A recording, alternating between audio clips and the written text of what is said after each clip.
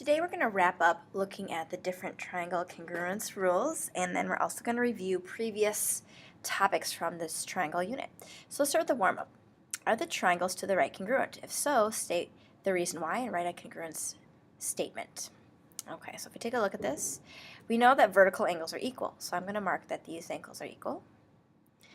And if they're equal, then, and we know two sides in one triangle match two sides of another triangle, and the included angle is equal, these are congruent. And they're congruent by side angle side. Now when we write the congruence statement, let's name one, and you can name it in any order. So I'll name the first one VRW. Now if I name it VRW, I have to name the second one in the same order. And I started at V, which is between this line and the line with no mark. So one mark, no mark is angle B. So it's not angle F, it's actually angle B that matches up with the angle F. And then I went to R, so we'll use R again. And then I went to angle W, which has the two lines and no lines, so two lines, no lines is angle F. It might also help to redraw it so it's facing the same direction. So here's that second triangle. This would be R, from R to B is here, and from R to F is right here. So we could say VRW matches BRF.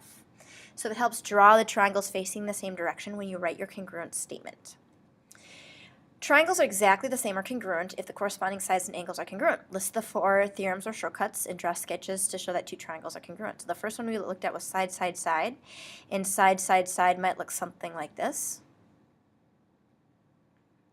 So if they share a side and maybe these sides are the same and these sides are the same, this would be an example of side, side, side. The next one we looked at was side, angle, side.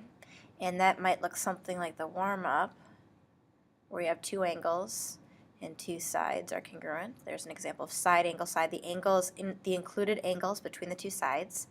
Next one you looked at was angle, side, angle. And what angle, side, angle would look like. Let's say we had two triangles here. And let's say we had an angle, a side, and an angle, a side, and an angle. And the last one that showed two triangles were congruent was angle, angle, side. So if I have something, that doesn't even look like a triangle. Let's say I had an angle, and a side, and an angle, and a side. These are the 4 theorems that you can use to prove that two triangles are congruent. If it's any of the other ones, then it's not enough information to tell that the two triangles are exactly the same. Let's do some examples. So the first one, again, we know vertical angles are congruent. Oops. And we have an angle and a side. We also have parallel lines and a transversal. Here are the parallel lines, here's the transversal, so the alternate angles are congruent. So I know that this angle matches this angle, and this angle matches this angle. But we know angle, angle, angle is not a theorem, but angle, angle, side is. So these would be congruent by angle, angle, side. And then name one. So triangle, I'll call this ADC, is congruent to, and I start at this angle, so I start at this angle, angle EBC. So whatever triangle you name, you have to name the second one in the same order. All right, the second set of triangles, they share a side. So these are congruent by side, angle, side. And again, name one triangle, so I'll call this one BNC. Is congruent to triangle, BNC, BNM. And the last one, we know angle, angle, angle, but angle, angle, angle is not enough information. We don't know if the triangles are actually congruent. Two triangles can have the same 3 angles but be different sizes. All right, just a quick review of everything else we've learned this unit. The first was triangle sum. How many degrees are in a triangle? 180. So first we're going to use the property of vertical angles. This is 83.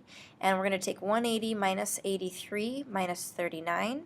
And we'll get this angle right here. So grab a calculator. 180 minus 39 minus 83. And that angle would be 58 degrees. Okay, the next one, exterior angle theorem. So this outside angle is the sum of the two interior angles. So x would be 46 plus 84. But if you didn't know that, you could just do 180 minus these two, get this angle, and then take 180 minus this angle and get x. So either method would work. This one's just a little bit faster. So x is 130 degrees.